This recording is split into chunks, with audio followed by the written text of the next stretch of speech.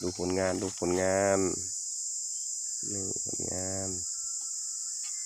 านของวันนี้จ้า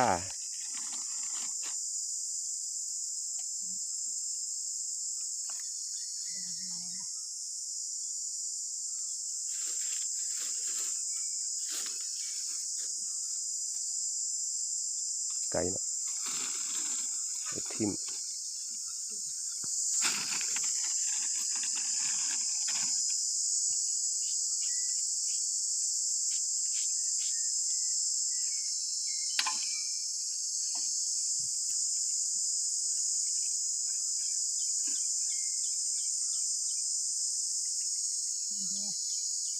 ตื่นไว้ใกล้ๆกัน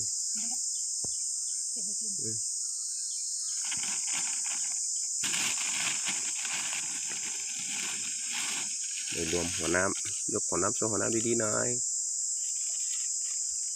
หัวน้ำครับหัวน้ำ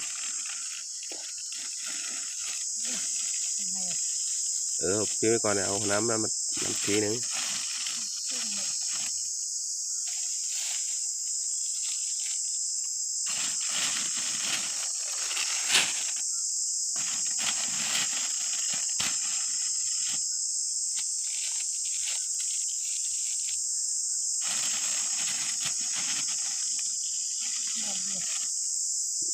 เดี๋ยว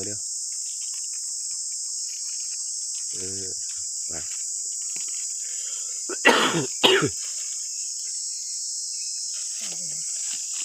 เอา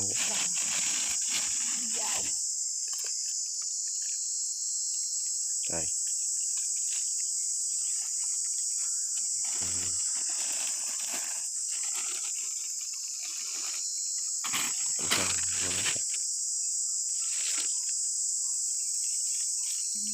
ใส่หัวเข้ามานี่ฟัง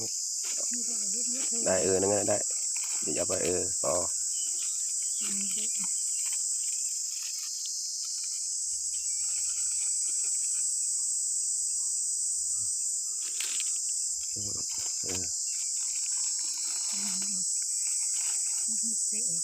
นี่ได้